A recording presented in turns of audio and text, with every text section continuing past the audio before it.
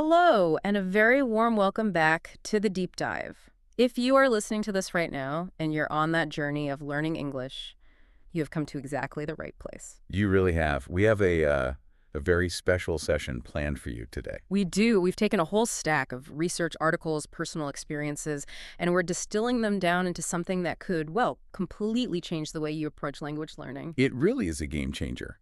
And today isn't about, memorizing grammar rules. No. And it is not about long lists of irregular verbs. It's about solving the biggest problem every single language learner faces. Yeah. And honestly, it's something I struggle with in other parts of my life, too. Oh, absolutely. We are talking about that very specific sinking feeling. You know the one. You wake up in the morning, you have these wonderful intentions. You say, today's a day I will study English for an hour. But then life happens. Exactly. The reality of the day just takes over. You've got work, you have classes, maybe you've got family to take care of. The day just sort of disappears. It really does. And by the time you get home, you're just exhausted. You look at your English textbook or that little app on your phone, and you just think, I am too busy. I have no energy left. And then comes the most dangerous phrase in the world. I'll do it tomorrow. Oh, yes. I think we have all said that. I know I have. But the problem is, tomorrow becomes the next day and then the next week, and suddenly you realize you haven't practiced in a month. It's such a universal struggle. It's the #1 enemy of fluency. But here's the fascinating thing about the material we're diving into today. The research suggests that the problem isn't actually about time. That's a bold statement. I mean, most people feel like time is their biggest enemy. It feels that way, doesn't it? But what the sources argue is that it's not about finding more hours in the day. It's not about time management. It's about habit management. Ah, okay. We're doing a deep dive into mastering English through the power of tiny habits. Tiny habits. I really love that phrase. It sounds so much less intimidating than, intensive study. Right. We're going to explore how doing very small things consistently can change everything. We're not talking about studying for 4 hours a day. We're talking about easy, automatic actions. And our mission today is to create a friendly motivational guide for you. We want to help you build that consistency so that English doesn't feel like a chore. Yeah, it shouldn't be a heavy job. It should feel natural, part of you. So let's unpack this. Why are habits so powerful compared to just, trying really hard? To understand the power, we have to look at the psychology behind it. We have to define what a habit actually is. And in the source material, a habit is defined as a behavior that you do automatically. Right. You do it without thinking. Without thinking. That is the magic phrase right there. In psychology, there's something called activation energy. That's the energy it takes just to start a task. Okay. If you have to think about doing something and weigh the pros and cons and decide to do it, that takes a lot of mental energy. Right. It's like pushing a really heavy car to get it moving. It takes so much force at the beginning. Exactly. Yeah. But a habit just bypasses that whole decision process. Yeah. It happens in a part of your brain called the basal ganglia. It's like the autopilot of the brain. Let's use the analogy from our notes because it is perfect for this. Think about brushing your teeth. When you wake up in the morning, do you stand in the bathroom and have a debate with yourself? Do you think, should I brush my teeth today? Do I have time? Is it worth it? No, never. You just walk in, you pick up the toothbrush, and you do it. You might be thinking about breakfast or the weather or a meeting you have. But your hand is just doing it automatically. Totally. That is the goal. Brushing your teeth takes 0 willpower. You don't need to be motivated to brush your teeth. You just do it. Right. Now, imagine if practicing English was like that. Imagine if listening to a podcast or reviewing 5 words was just as automatic as brushing your teeth. That is the dream state for a learner. If it's automatic, you remove the stress. You remove willpower from the whole equation. And that's how you move from being a struggling learner to becoming fluent. Yeah. Fluency comes from constant exposure, not these huge bursts of intense effort. The sources make a big distinction here between cramming and daily habits. I think many of our listeners might have done some cramming in school. Oh, sure. Cramming is the student special. That's when you study really, really hard for a long time, usually right before a big test. Right, like 6 hours on a Sunday until your brain just hurts. Exactly. But then you do nothing from Monday to Saturday. And the research shows that's actually a pretty poor way to learn a language, right? It is terrible for long-term retention. Cramming is stressful, it's exhausting, it just leads to burnout. But daily habits, that's different. That's listening for maybe 10 minutes. but every single day. It's so much less painful. And the results are scientifically better because your brain gets that repeated exposure. It's the compound effect. To help us visualize this, the text provides 3 really powerful metaphors. And I love metaphors because they help us see the bigger picture. They really do. The first one is about construction, about building a house. This is a classic for a reason. So imagine you want to build a beautiful, strong house. That house represents English fluency. Yeah. Now, you cannot build a house in one afternoon. It's physically impossible. Mm. If you try to put up all the walls and the roof in one day, the cement won't dry. It'll just collapse. It would be a total disaster. You need a foundation first. Right. The foundation is that concrete slab at the bottom. It holds everything up. And in English learning, your small daily actions are the foundation. Mm. If you skip that small daily practice, you're trying to build walls on soft dirt. So listening to a podcast for 5 minutes or just reviewing 3 words, that's like pouring the concrete. Correct. Yeah. And then, once you have the foundation, you have the bricks. The walls of the house are made of thousands of bricks. You lay one brick at a time. One at a time. Consistency, doing it every day, is adding those bricks. Mhm. One brick today, one brick tomorrow. It can feel so slow when you're just looking at that one brick. You might think, this is just one brick. It's nothing. That is the trap. It feels like nothing in the moment. But if you keep going, eventually you step back and you realize, wow, I have a wall. I have a room. I have a whole house. That's fluency. That's fluency. It's built brick by brick. You just can't rush it. That is such a comforting thought. You don't need to build the whole house today. You just need to lay one brick. Now, let's look at the second metaphor. This one is a bit more organic, the gardening metaphor. Yes. I really like this one because it deals with that frustration of not seeing results. Oh, that's a big one. It is. Think about planting a seed. You want to grow a big, strong tree. You put a tiny seed in the ground. That seed is your desire to learn English. Okay, so I've planted the seed. I've covered it with soil. Now what? Well, if you ignore it, it just dies. You have to water it. But you don't drown it in water once a month. Right. You give it a little bit of water every day, and that water is your daily practice. And I'm guessing the sun is important too. It's essential. The sunlight is your motivation. It's the warmth that helps the seed grow. But here's the important part. For the first few weeks, what do you see? Just dirt. Nothing but dirt. Exactly. You Yeah. are watering dirt. Nothing is happening above the surface. And this is where most people quit. They say, I've been practicing for 2 weeks and I still can't understand this movie. It's not working. But something is happening, right? It's just not where we can see it. Exactly. Under the soil, the roots are growing. They're going deep. The biology of learning is happening. You have to trust the process. You have to keep watering the dirt. Water the dirt. I like that. It requires a bit of faith. It really does. And if you keep doing it, eventually that tiny seed breaks through the soil. And just like the house, you can't rush a tree. You can't yell at a tree, grow faster. True. You have to be patient. But eventually, that seed becomes a strong tree with deep roots. That is mastery. When you have deep roots in English, the wind can't blow you over. You feel strong and confident conversations. That's a beautiful image. But every gardener knows there's a constant threat in the garden. Ah, yes. The weeds. The weeds, those ugly plants that grow where we don't want them. What do the weeds represent in our English learning garden? In our metaphor, weeds are your bad habits, your distractions. Okay. Maybe your bad habit is scrolling through social media for 2 hours instead of practicing.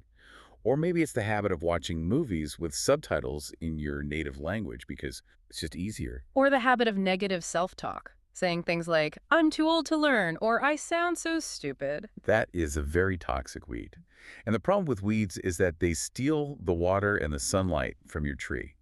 If you let the weeds grow, your English tree gets weak. So you have to pull the weeds out. And the sources emphasize timing here. When should we pull them? Early. You have to pull them out when they're small. It's so much easier to pull a small weed than a giant one that has taken over the whole garden. Good point. If you catch yourself starting a bad habit, stop it immediately. Don't let it set roots. So we have building a house and we have planting a garden. Both of these show us that small, consistent actions create these huge results. But I think sometimes listeners hear this and think, that sounds nice in theory, but does it really work for real people with real jobs? That's a very fair question. Theory is one thing, but real life is. It's messy. It is. And I want to share a personal story because I wasn't always good at this habit thing. I actually had a really hard time with my own language learning journey a few years ago. Oh, really? Tell us about that. What was the obstacle? Well, I decided I wanted to learn Spanish. And I was very motivated at the beginning, like we all are. So I made this very serious promise to myself. I said, okay, you are going to study for 1 hour every single day. 1 hour. That's the classic New Year's resolution. It sounds so noble. It felt noble. And for the first 3 days, I was perfect. I did my hour. But then on the fourth day, I had a really long meeting at work. I got home late. I was hungry. I was tired. I looked at my textbook and I thought, I do not have an hour in me. So what did you do? Did you do like 30 minutes? No, I did 0. And that's the all or nothing trap. I thought, well, if I can't do the full hour, I've failed. So I just didn't do anything. And that feeling of failure is so heavy, isn't it? It's terrible. You feel guilty. And then whenever I tried to sit down for my hour, I would just get distracted. I'd spend 40 minutes looking at my phone, checking messages, just avoiding the work. I really felt like a failure. I thought, maybe I'm just not good at languages. That is such a common narrative. We blame our talent when the problem is actually our system. Exactly. But then I read about this concept of tiny habits, and I decided to try something radical. I changed my goal completely. I said, okay, forget the hour. My new goal is just 5 minutes. 5 minutes? That Yeah. sounds almost too easy to be useful. That was the point. It was so easy that I couldn't say no to it. Even on my worst, most tired day, I could find 5 minutes. I decided to do vocabulary flashcards for just 5 minutes while I drank my morning coffee. That was it. And what happened? Well, because the bar was so low, I actually did it every single morning. Coffee flashcards, coffee flashcards. It became this rhythm. And the amazing thing was, once I started, I usually kept going for 10 or 15 minutes, but the only requirement was 5. You lowered the activation energy. You made it easy to start. Yes. And after a few weeks, I realized I knew hundreds of new words. My speaking improved so much because the vocabulary was fresh in my mind. The tiny habits saved me. That's a powerful example. It really proves that consistency beats intensity. You don't need to be a hero. You just need to be present. Exactly. I actually have a similar story, but mine was about speaking. Oh, really? What was your experience? Mine was about overcoming the fear of feeling silly. Yeah. When I was learning a new language, I felt really shy. I didn't have anyone to practice with, and I was terrified of making mistakes in front of people. Yeah, that's a big fear. It is, but I had a long commute. I drove about 45 minutes to work every day. Commuting can be so soul-crushing. It feels like such wasted time. It usually is, but I decided to turn my car into my classroom. I started a habit of repeating phrases from audio lessons. I would listen to a dialogue, and then I would repeat it out loud, just shouting it in the car. Just talking to yourself while driving. Yes, and honestly, it felt so silly at first. I felt ridiculous. I'm sitting in traffic, people in the other cars are kind of looking at me, and I'm loudly repeating things like, "Where is the library?" Or, "I would like a coffee, please." I can totally imagine that. It does feel strange to talk when no one is there. It really does. But I kept doing it. I told myself, just do it for the drive. Who cares if the person in the next lane sees me? And it took about 21 days, 3 weeks, before it stopped feeling weird. It started to feel normal. And did it actually help your speaking skills? Immensely. Because my mouth got used to moving in that new way. It was muscle memory.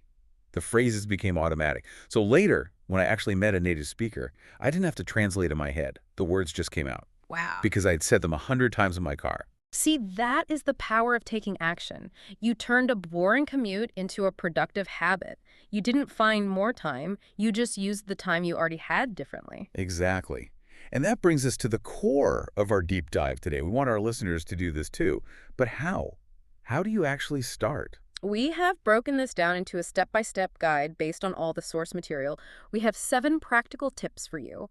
These are the tools you need to build your house. Let's start with tip number 1, and this is probably the most important one. Start small. And when we say small, we mean really, really small. Tiny. Don't set a goal that scares you. If you say, "I will study grammar for 2 hours," your brain will run away. It will find excuses. It sees it as a threat. Instead, aim for something so easy you can't fail. For example, instead of an hour, aim to learn just 3 new English words every day. Just 3. Just 3. It sounds like nothing, right? But do the math. If you learn 3 words a day, that is over 1,000 words in a year. Wow. That's a huge vocabulary. That takes you from a beginner to an intermediate level. But day by day, it feels effortless. That's the magic of the compound effect. Yeah. Small things just add up. Okay, tip number 2. Make it specific. This is where so many people go wrong. They set vague goals. A vague goal is like a cloud. You can't grab it. Right. A vague goal is saying something like, I will practice English more. What does that even mean? When will you do it? How will you do it? It's too open. It's too easy to just ignore. A specific goal is clear and actionable. For example, I will listen to a 5-minute podcast while I am walking to the bus stop. See the difference? While I'm walking. That tells your brain exactly when the behavior happens. Yeah. It leaves no room for confusion. Exactly. Be specific. Give your brain a clear instruction. And that leads us perfectly into tip number 3, which is one of my favorites. Use triggers. Triggers are so fascinating. In psychology, a trigger is something that kicks off a reaction. It's like the starting gun in a race. And the best way to build a new habit is to link it to an old habit. This is sometimes called habit stacking. Right. You take a habit you already have and you stack the new English habit right on top of it. Let's use an example. We all brush our teeth, right? Hopefully. Brushing your teeth is a strong existing routine. You do it every morning and every night. So you can make a rule for yourself. Immediately after I brush my teeth, I will review my vocabulary for 2 minutes. The toothbrush becomes the trigger. When you put that toothbrush down, your brain thinks, okay, click, time for vocabulary. You don't have to remember to study. The toothbrush reminds you. And you can use anything as a trigger. Your morning coffee, getting into your car, putting on your pajamas at night. Find a routine you already do every single day and just attach a tiny bit of English to it. It outsources the willpower to your environment. I love that. Okay, moving on to tip number 4. Track your progress. This is all about seeing your success. Humans are visual creatures. When you can see that you're winning, you want to keep playing. We love patterns. We love seeing a chain of success. We call this a streak. You can use a simple journal or a calendar, or there are tons of habit apps on phones. Every day that you do your tiny English habit, put a big check mark or an X on that day. It sounds so simple, almost childish, but it is incredibly motivating. If you see 5 check marks in a row, you do not want to break that chain. You want that 6th check mark. It becomes a game against yourself. How long can I keep my streak going? It just pushes you on the days when you feel lazy. Now, speaking of time, tip number 5 is be consistent and patient. We need to talk about the timeline because there are a lot of myths out there. Yes. How long does it actually take to form a habit? I always hear people say 21 days. That is a very popular myth. Right. But the research shows it's a bit more complex. Generally, it takes between 21 to 66 days for a new behavior to become truly automatic. That's a big range. So if you've been practicing for 3 weeks and it still feels hard, don't quit. You are normal. You just haven't reached that finish line yet. It takes time for the neural pathways in your brain to solidify. And here is a really important part of being consistent. Forgive yourself. Oh, this is so important. Listeners, please really hear this. If you miss a day, do not give up. Do not say, oh, I failed. I might as well just quit. No. That's that all or nothing trap again. Just restart. If you miss a day, just get back on track the next day. There's a rule in habit building called never miss twice. I like that. If you miss one day, fine. Life happens. But make sure you do it the next day. One missed day does not destroy the garden. Just pull the weed and keep watering. Perfectly said. Okay, tip number 6. Make it fun.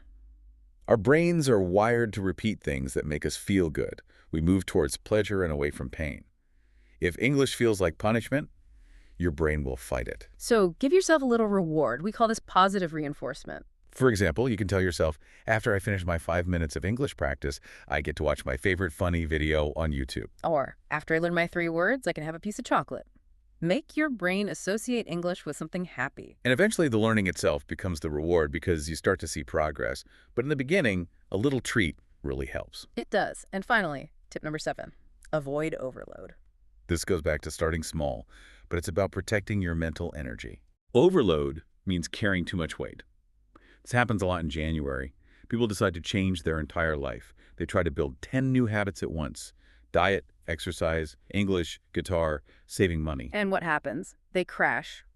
We call that burnout. Burnout is when you're so exhausted you just stop everything. Your brain has a limited amount of fuel for self-control. And if you try to do too much, you run out of that fuel.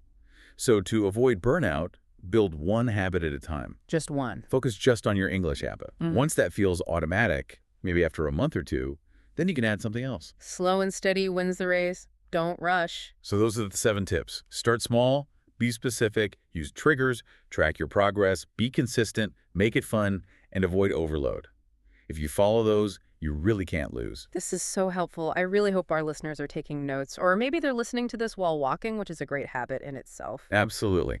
Now, we have used some specific words today, words that are really useful for talking about habits and learning. I think we should break them down to make sure everyone understands them fully. Great idea. Let's do a vocabulary breakdown. We've picked 8 key words from this deep dive. We will define them, give you an example, and help you with the pronunciation. Let's start with the most important word of the day. Word number 1, habit. A habit is a noun, and it means a regular behavior that's done automatically. For example, brushing your teeth is a daily habit. For pronunciation, hey be it. It has 2 syllables. You want to stress the first part. Hey be. It sounds a bit like rabbit. Hey, be. Great. Okay, word number 2, consistency. Consistency is also a noun. It means doing something regularly without big changes. It just means showing up every day, rain or shine. Example sentence. Consistency in practice leads to English fluency. Now, this is a longer word. Consistency. The stress is on the second part there. Consistency. Perfect. Word number 3, trigger. Trigger is a noun. In this context, it means something that reminds you to start a habit. It links 2 things together. And the example. My alarm is a trigger for morning English study. Pronunciation. Trigger. The G sound is a hard G, like in the word go. Trigger. Word number 4 is a fun one.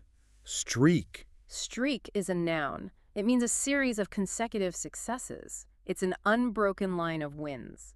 Example. I have a 10-day streak of reading English articles. Pronunciation. This is 1 syllable. Streak. Make sure you stretch that E sound in the middle, like the word tree. Streak. Okay, word number 5 is what we all want to avoid. Burnout. Burnout is a noun. It means that feeling of exhaustion from too much effort. It's when your battery is completely empty. For example, avoid burnout by building habits slowly. For pronunciation, burnout. You stress the burn, burnout. All right, word number 6, foundation. Foundation is a noun. It's the base on which something is built, like the concrete bottom of the house we were talking about. And our example, small habits form the foundation of language skills. Pronunciation. Foundation. Moving on to word number 7, mastery. Mastery is a noun. It means an expert skill level. It means you are really, really good at something. Example, with good habits, you'll achieve mastery in English. Pronunciation. Mastery. Mastery. And our final word, word number 8, overload. Overload can be a verb or a noun. It means too much at once, like putting too many heavy rocks in a backpack. Example, don't overload yourself with too many habits. Pronunciation. O-H. Verload. Overload. There you go. 8 powerful words to help you talk about your learning journey. I love that list. Consistency leads to mastery. That's a great sentence to remember. It really sums up everything we've talked about today. So let's just recap what we've learned. We've covered a lot of ground. We certainly have.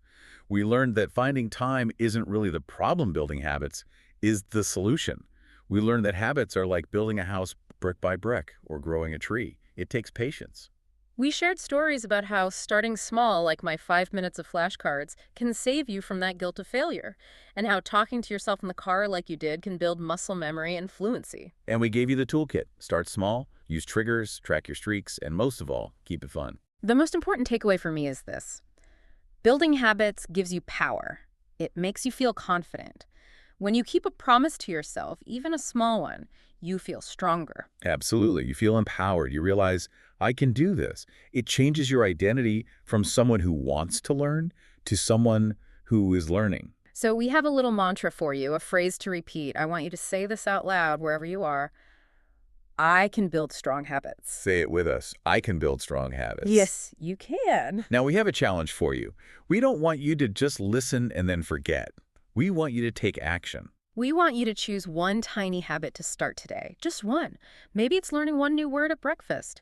Maybe it's listening to English while you brush your teeth. Whatever it is, start today. Don't wait for tomorrow. And we really want to hear from you. If you're listening on a platform that allows comments, please write to us. Tell us, what is one habit you will start today? We would love to read them and cheer you on.